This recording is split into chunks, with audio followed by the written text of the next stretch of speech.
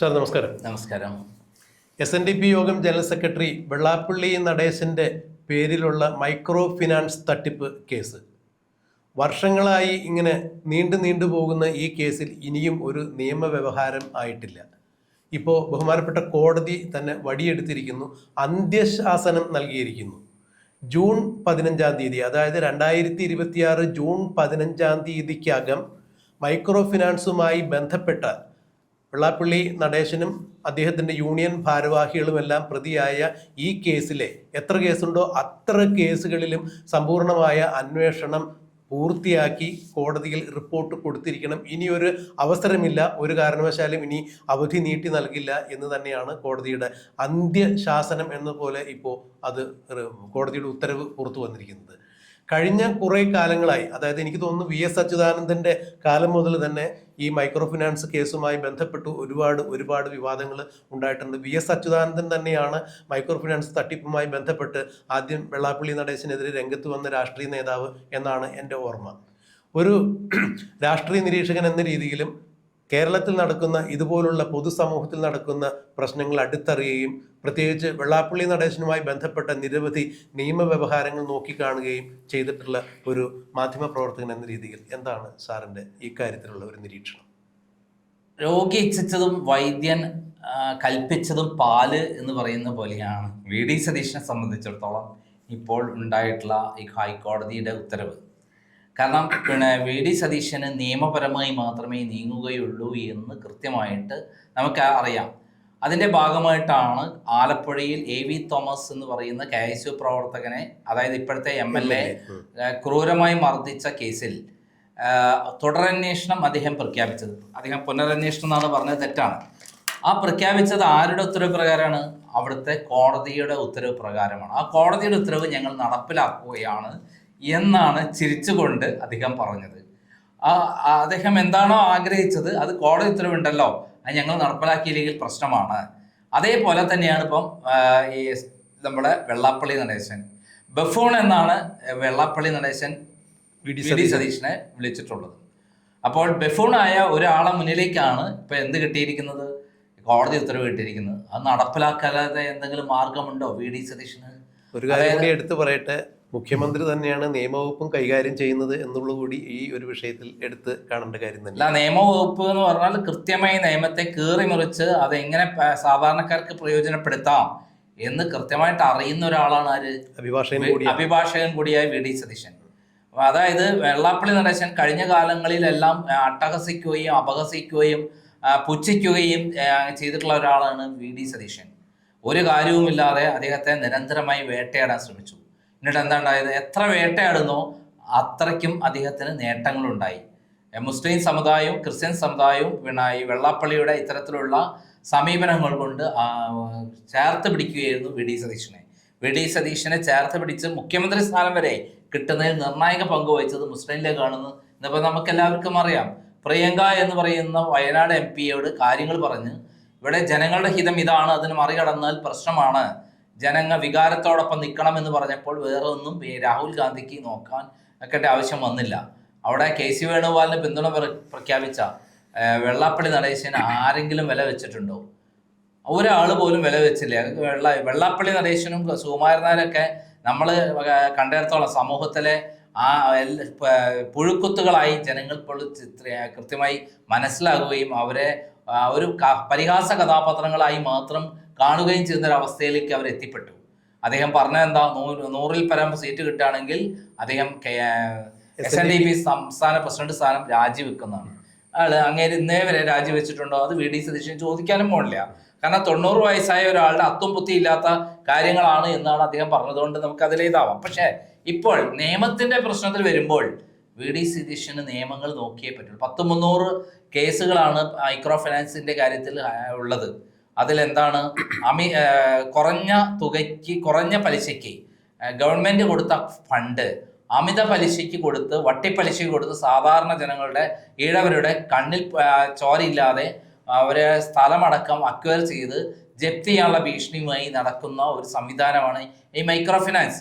വലിയ തട്ടിപ്പാണ് അതിലൂടെ നടത്തിയത്. അതിലെ ഫണ്ട് തന്നെ തിരിമറി നടത്തി പല കാര്യങ്ങൾക്കും അദ്ദേഹം ഉപയോഗിച്ചു എന്നുള്ളത് കൂടിയാണ് കുറ്റം. അങ്ങനെയുള്ള കണിച്ചുകുളങ്ങര SNDP ബ്രാഞ്ച് സെക്രട്ടറി ആത്മഹത്യ ചെയ്ത കേസ് കൂടി K മഹേഷ് ആത്മഹത്യ ചെയ്ത കേസ് എന്ന് പറയുന്നത് വെള്ളാപ്പള്ളിയും മകൻ തുഷാർ വെള്ളാപ്പള്ളിയും പ്രതികളാണ്. കാരണം അതിൽ ആത്മഹത്യാക്കുറിപ്പ് എന്ന് പറഞ്ഞാൽ മരണക്കുറിപ്പാണ്. അതിൽ ഇവർ രണ്ടുപേരുടെയും പേരുണ്ട്. എൻ്റെ കൈവശമുണ്ട് ആ മരണക്കുറിപ്പ്. അതിനെപ്പറ്റിയുള്ള ഫുൾ ഡീറ്റെയിൽ ഞാൻ തുടർന്ന് പ്രസിദ്ധീകരിക്കുന്നതാണ്. അപ്പോൾ അങ്ങനെയുള്ള സംഭവത്തിൽ വെള്ളാപ്പള്ളി നടേശൻ 1-2 കേസുകളിലല്ല പ്രതിയാകാൻ പോകുന്നത്. ഏകദേശം 100-300 കേസുകളിലാണ് പ്രതിയാകാൻ പോകുന്നത്. 10,000 ജപ്തി ആണ് ഈടവരായ ആളുകൾക്ക് ഉണ്ടായിട്ടുള്ളത്. പണം വാങ്ങിയിട്ടുള്ള ആളുകളെല്ലാം ഭയങ്കരമായുള്ള കെണിയിൽ പെട്ടുപോയിരിക്കുകയാണ്. കാരണം അമിത പലിശയാണ് ഈടാക്കിയിട്ടുള്ളത്. ഈ അമിത പലിശ ഈടാക്കിയിട്ടുള്ള മൈക്രോ ഫിനാൻസിന്റെ തട്ടിപ്പിനെതിരെയാണ് ഈ കേസ്. അത് വളരെ ഗുരുതരമായുള്ള ഒരു കേസാണ്. പലരും ഈ ലോൺ തിരിച്ചടച്ചിട്ടും അവരുടെ ബാധ്യത തീരുന്നില്ല എന്ന രീതിയിലാണ് കേസ് മുന്നോട്ട് പോണത്. അതെ, ചീറ്റിംഗ് കേസാണ്. ചീറ്റിംഗ് എന്ന് പറഞ്ഞാൽ 1-2 അല്ല, സാമൂഹ്യ ദ്രോഹിയായിട്ട് മാറിയിരിക്കുകയാണ്. ഈ കാപ്പ കേസിലൊക്കെ പെടുത്താവുന്ന രൂപത്തിലാണ് വെള്ളാപ്പള്ളിയുടെ ഇപ്പോഴത്തെ സ്ഥിതി.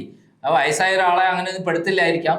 സാമുദായിക ഇതായതുകൊണ്ട്, വലിയ ലെവലിലായതുകൊണ്ട് നമ്മളതൊന്നും പെടുത്തില്ല എന്ന് കരുതാം. പക്ഷേ അതിനുള്ള എല്ലാ കൃത്യമായിട്ടുള്ള നിയമപരമായിട്ടുള്ള കാര്യങ്ങളും ഈ കാര്യത്തിലുണ്ട്. അതുകൊണ്ട് ഇവരെ രണ്ടുപേരും തൂക്കിയെടുത്ത് ജയിലടക്കാനുള്ള എല്ലാ കാര്യങ്ങളും ഈ ഗവൺമെന്റ് ഉണ്ട്. എന്തായാലും VD സതീശൻ നിയമം നടപ്പിലാക്കും. ഒരിക്കലും വിരോധം കാണിക്കില്ല എന്ന് നമുക്ക് കരുതാം.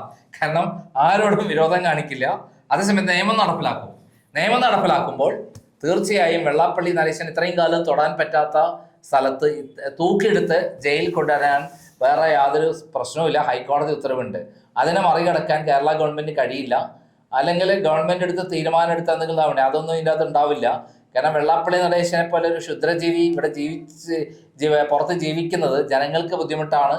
അത് അവരെ പിടിച്ച് ജയിലിൽ കൊണ്ടിട്ടാൽ കുറെ കാലത്തേക്ക് ഇവിടെ അന്തരീക്ഷ മലിനീകരണം കുറഞ്ഞു കിട്ടും എന്നുള്ളതാണ് സത്യം. ശബരിമല സ്വർണ്ണക്കള്ള കേസ് അന്വേഷിച്ച SP ശശിധരൻ തന്നെയാണ് ഈ കേസിന് അന്വേഷണ സംഘത്തിന്റെ ചുമതല അദ്ദേഹത്തിന് തന്നെയാണ്. അദ്ദേഹത്തോട് തന്നെയാണ് ഇപ്പോൾ കോടതി അന്ത്യശാസനം നൽകുന്ന പോലെ പറഞ്ഞിരിക്കുന്നത്.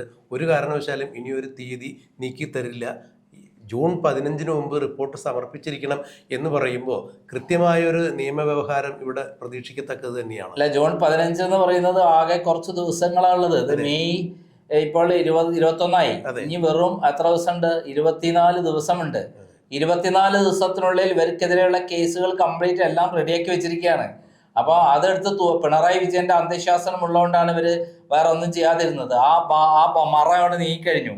പിണറായി വിജയൻ നോക്കി നിൽക്കാനേ പറ്റുള്ളൂ, തൂക്കിയെടുത്ത് കൊണ്ടുപോകും. സാർ, ഒരു സംശയം കൂടി ചോദിച്ചോട്ടെ. ഇത്തരം ചില കേസുകൾ നിയമത്തിന്റെ പരിപുറത്ത് ഇരിക്കുന്നതിന്റെ പേരിൽ തന്നെയാണോ പിണറായി വിജയൻ തന്നെ വീണ്ടും അധികാരത്തിൽ വരണം എന്ന് വെള്ളാപ്പള്ളി നടേശൻ നാഴിക്ക് നാൽപ്പോട്ടം പറഞ്ഞുകൊണ്ടിരുന്നത്? ഞാൻ പലതവണ ഇന്റർവ്യൂവിലും അല്ലാതെയും വീഡിയോ ചെയ്തപ്പോഴും പറഞ്ഞിട്ടുള്ള കാര്യം, പിണറായി വിജയൻ എന്തുകൊണ്ടാണ് വെള്ളാപ്പള്ളിയോടൊപ്പം നിൽക്കുന്നത്, വെള്ളാപ്പള്ളി എന്തുകൊണ്ടാണ് പിണറായി വിജയനോടൊപ്പം നിൽക്കുന്നത്? ഈ മൈക്രോ ഫിനാൻസ് കേസിലും അതേപോലെ KK മഹേഷിന്റെ ആത്മഹത്യയുമായി ബന്ധപ്പെട്ട കേസിലും എന്നോ തൂക്കിയെടുത്ത് ജയിലടക്കേണ്ട സംഭവമാണ്. സർ, ശാശ്വതികാനന്ദയുടെ മരണവുമായിട്ട് ബന്ധപ്പെട്ട് അങ്ങനെ ചില ദുസൂചനകളൊക്കെ അവിടെ ഉണ്ടായിരുന്നു. അതും നമ്മൾ തന്നെയാണ് ആദ്യമായിട്ട് പ്രസിദ്ധീകരിച്ചത്. ശാശ്വതികാനന്ദ ഒരു മാഫിയ തലവനാണെന്നുള്ള കാര്യം ഞാൻ പണ്ടേ പ്രസിദ്ധീകരിച്ചു. അയാൾ ഒരു പെണ്ണുപിടിയനായിരുന്നു. അതേപോലെ മാഫിയ തലവനുമാണെന്നുള്ള കാര്യം ഞാൻ പ്രസിദ്ധീകരിച്ചിരുന്നു.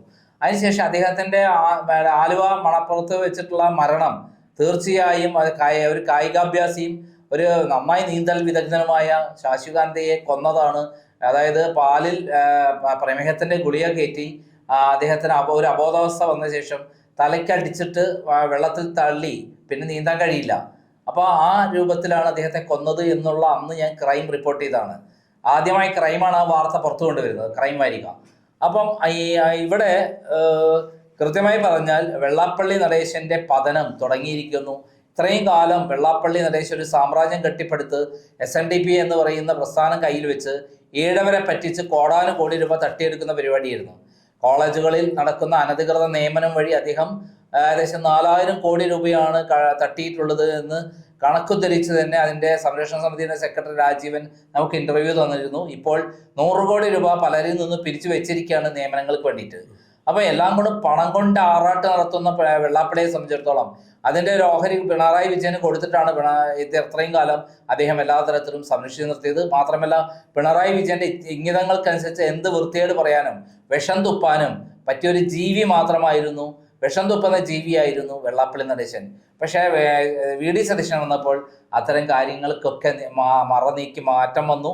അതായത് ഏത് പിന്നെ സമുദായത്തിൻ്റെ ആളായും ശരി, ക്രിമിനൽ കുറ്റം ചെയ്താൽ നിയമം നടപ്പിലാക്കും എന്ന് അദ്ദേഹം അസന്നിഗ്ധമായി പറഞ്ഞിട്ടുണ്ട്.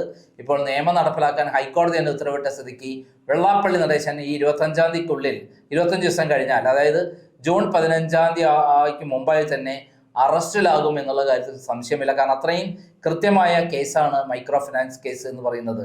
അതിൻ്റെ ഡെപ്ത് നമ്മൾ പോയി കഴിഞ്ഞാൽ 15,000 കോടി രൂപയുടെ തട്ടിപ്പാണ് അതിൻ്റെ പിന്നിൽ നടന്നിട്ടുള്ളത്. ചെറിയൊരു കേസല്ല അതിൻ്റെ പിന്നിലുള്ളത്. 1-2-3 പേരുടെ കണ്ണീരല്ല വീണിരിക്കുന്നത്. ഏകദേശം 5,000 പേരുടെ വീട് ജപ്തി, സ്ഥലം ജപ്തി ചെയ്ത് കൊണ്ടുള്ള നടപടികളാണ് അതിൻ്റെ അകത്തുള്ളത്.